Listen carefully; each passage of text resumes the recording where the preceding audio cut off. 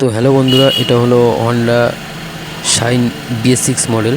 তো এই গাড়িটা আজ এসছে সার্ভিস কাজ করানোর জন্য। তো সার্ভিস কাজ করার আগে যেমন ডালা খুলে নেওয়া হয়েছে, চেন কভার খুলে নেওয়া হয়েছে, চেনে যে নোংরাটা আছে নোংরাটা পরিষ্কার করার জন্য তেল মারা হচ্ছে। তেল মেরে কিন্তু চেনটা পুরো পরিষ্কার করা হবে। তবে জল মারা হবে, জল মেরে ফের শ্যাম্পু মারা হবে, ফের জল মারা হবে, দিয়ে গাড়িটা পুরো পরিষ্কার করে তবে সার্ভিস কাজ চালু করা হবে। তো আমার এই চ্যানেলটাকে সাবস্ক্রাইব করে আমার সাথে থেকো। ভালো লাগলে একটা লাইক করো, কমেন্টে জানিও ভিডিওটা কেমন লাগলো। তো চলো এর যে সার্ভিস কাজটা, ওয়াশিংয়ের কাজটা সেটা চালু করা যাক। এই যে অ্যাক্সিলারেটর কেবিলটা চেঞ্জ করতে হবে, কারণ কি অ্যাক্সিলারেটর কেবিলটা শর্ট হয়ে গেছে। এটা ডবল কেবিল, এর জন্যই কিন্তু কেবিলটা আটকে থাকছে, মানে ছাড়ছে না, রিলিজ করছে না অ্যাক্সিলারেটরটা। তো এই দেখো, দেখতেই পাচ্ছো গাড়িটা কিন্তু ফুল ওয়াশ হয়ে চলে এসছে। এইবারে কিন্তু গাড়িটা হাওয়া মারা হবে, হাওয়া মেরে পরিষ্কার ফ্রেশ করে মুছে তবে কিন্তু সার্ভিস কাজ চালু করা হবে। তো চলো সার্ভিস কাজটা চালু করা যাক, তোমরা দেখতে থাকো। তো এই যে সার্ভিস কাজটার মধ্যে তোমাদের আজকে এমন কিছু দেখাবো, সেইগুলো হচ্ছে কিন্তু জেনারেলি সার্ভিস কাজের মধ্যে পাবে না। তো সার্ভিস কাজটা কেমন হচ্ছে, কী কী কাজ করা হচ্ছে সেটা দেখার জন্য অবশ্যই কন্টিনিউ ভিডিওটা দেখতে হবে, কারণ আজকের ভিডিওটা খুবই ইন্টারেস্টিং ভিডিও। তো এই যে এসপি নয়, এটা সরি, শাইন 125 BS6 মডেল। তো এই মডেলের গাড়িগুলোতে যে চেঞ্জ কিটটা থাকে, চেঞ্জ পকেট কিটটা, তো এর কিন্তু কোনো লক সিস্টেম থাকে না। তো এর চেনটা এতটাই বড় হয়ে গেছে যে চেনটা মানে বাদ দিয়ে দিতে হবে, সেরকম বলেছিল। কোথাও হয়তো গাড়িটা দেখিয়েছিল চেন অ্যাডজাস্ট করার জন্য, চেনটা টাইট করার জন্য সে বলেছিল যে চেনটা চেঞ্জ করতে হবে। তো গাড়িটা আমার কাছে সার্ভিস কাজে এসছে, তো বললো চেঞ্জ পকেটটা চেঞ্জ করতে হবে। তোমাদের পরে দেখাচ্ছি চেঞ্জ পকেটের যে দাঁতগুলো আছে, দাঁতগুলো কিন্তু এখনও কিছুই হয়নি। তো আমি কিন্তু যেই চাকার গ্রিসিংয়ের কাজগুলো, ব্রেক শুর কাজগুলো সব করে নেওয়ার পর কিন্তু আমি চেনটা কেটে দিয়ে ছোট করে আমি লক লাগিয়ে এই যে চেনটা আছে এই চেনটা দিয়েই মানে গাড়ির কাজটা করব। চেনটা কিন্তু আমি চেঞ্জ করব না। তো চলো ভিডিওটা দেখতে থাকো, অবশ্যই ভালো লাগবে তোমাদের।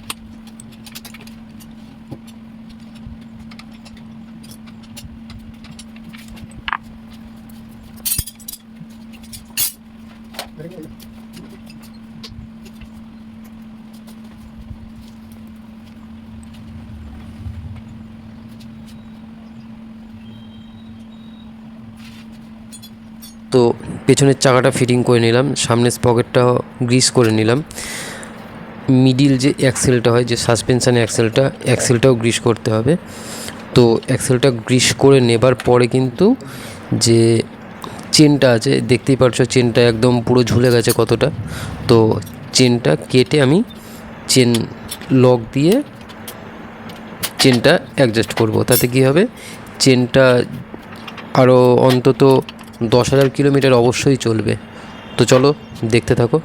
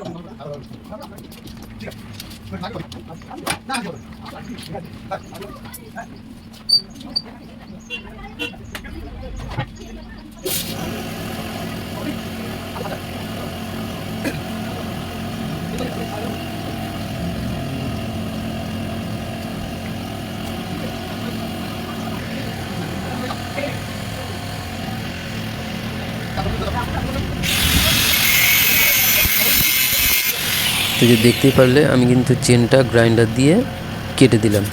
তো গ্রাইন্ডার দিয়ে কেটে দেওয়ার পর এবার চেনের লিঙ্কগুলো আমি বাদ দিয়ে দেবো। চেনের লিঙ্কগুলো বাদ দিয়ে দেওয়ার পরে এতে কিন্তু আমি লক ফিটিং করব। তো যেহেতু এটা ওরিং সিস্টেম চেন, তার জন্য যে ওয়িংটা থাকে যে চেনের লিঙ্কগুলোর মধ্যে একটু বাইরের দিকে বেরিয়ে থাকে, যাতে ওরিংগুলো তাতে ধরে থাকে। তো যে বাইরের দিকে যেই বেরিয়ে থাকে গ্রুপটা, সেই গ্রুপটাকে কিন্তু যে গ্রাইন্ডারের ব্লেড আছে, গ্রাইন্ডার দিয়ে ঘষে সমান করে দিতে হবে, মানে চেন লেভেল করে দিতে হবে। নর্মালি যেমন ওরিং ছাড়া যে চেনগুলো হয়, সেই চেনে যেই রকম থাকে সেই রকম করে নিতে হবে ঘষে। তাতে কী হবে, চেন লকটা ফিটিং করা যাবে। তো চলো আমি চেনটা কেটে লকটা ফিটিং করছি, লকটা ফিটিং করেও তোমাদের দেখিয়ে দিচ্ছি।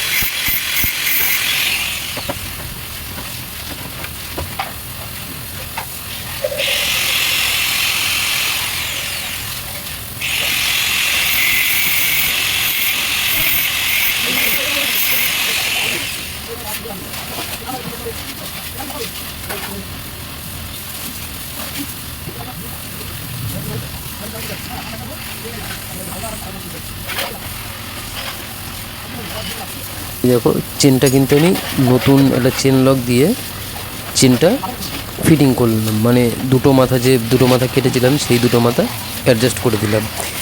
তো এবারে কিন্তু আমি চেন কভারটা ফিটিং করব। নিচের চেন কভারটা ফিটিং করার আগে চেনটা অ্যাডজাস্ট করে নেব। চেনটা অ্যাডজাস্ট করে তবে নিচের চেন কভারটা ফিটিং করে চেনে গিয়ার অয়েল দেবো। গিয়ার অয়েল দিয়ে মানে চেনের কাজটা টোটালি কমপ্লিট করে দেবো। তবে কিন্তু সামনে যে স্পকেট কভারটা লাগাবো, স্পকেট কভারটা ফিটিং করার আগে যে ম্যাগনেট কভারটা আছে, ম্যাগনেটে কিন্তু প্রচুর ধুলো থাকে। তো ম্যাগনেট কভারটা খুলে তাতে হাওয়া মেরে তবে কিন্তু ম্যাগনেট কভারটা ফিটিং করব। তো চলো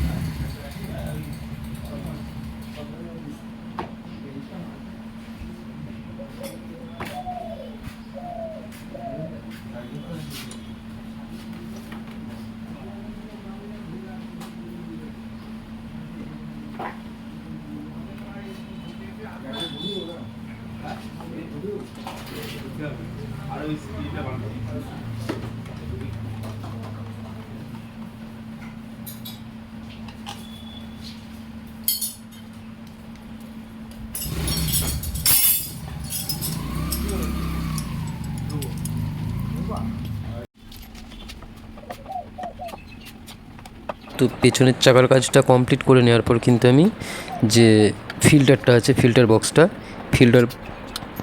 বক্সটা খুলে এয়ার ফিল্টারটা দেখে নিচ্ছি। এয়ার ফিল্টারটা ভালোই আছে। তো এয়ার ফিল্টারটা কিন্তু হাওয়া মেরে পরিষ্কার করে ফিটিং করা যাবে। তো চলো, ফিল্টারটা হাওয়া মেরে পরিষ্কার করে নিয়েছি। এবারে ফিল্টার যে বক্সটা আছে সেটাও ভালো করে মুছে নিয়ে পরিষ্কার করে তবে ফিল্টারটা ফিটিং করে দেবো।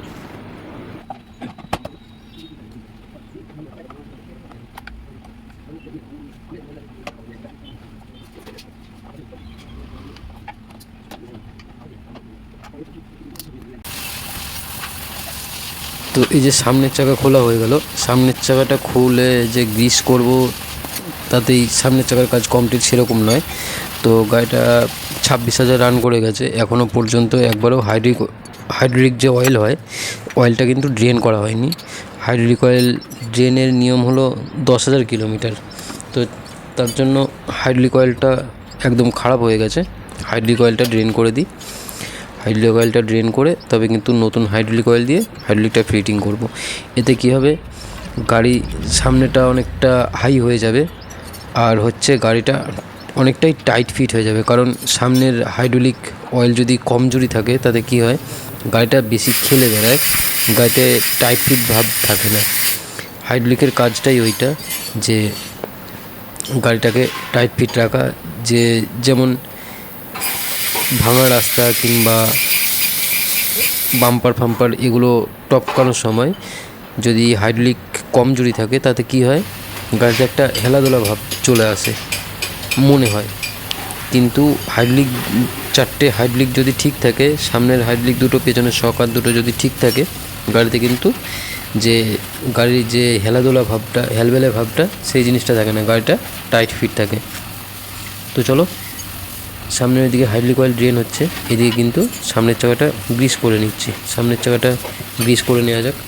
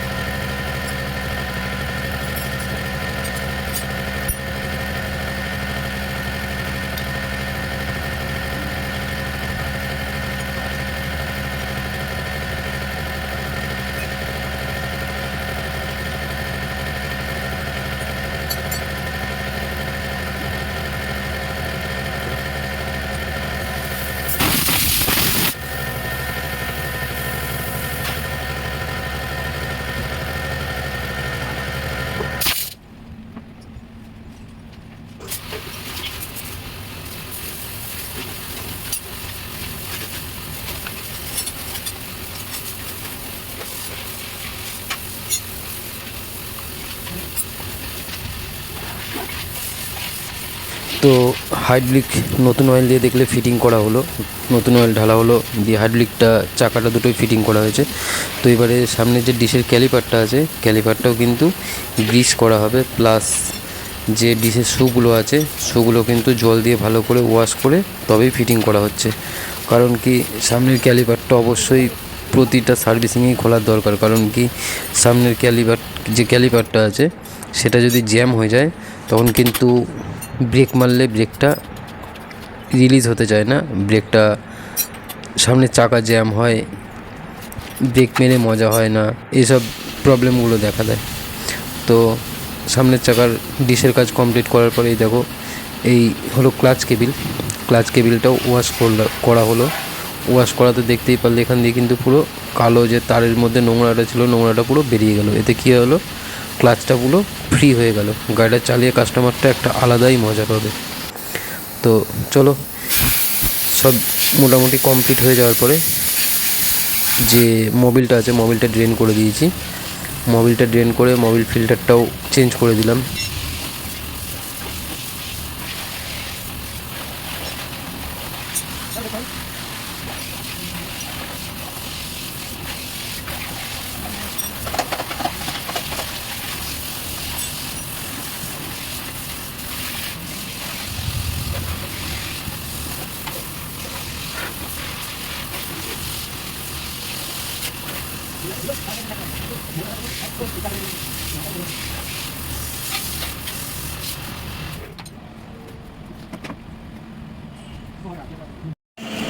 তো ট্যাঙ্কির মুখটা খুলে দেখলাম এখানটা কিন্তু যে জল পাসের যে জায়গাটা আছে সেটা কিন্তু পুরো নোংরা হয়েছে, এটা পরিষ্কার করে দিতে হবে।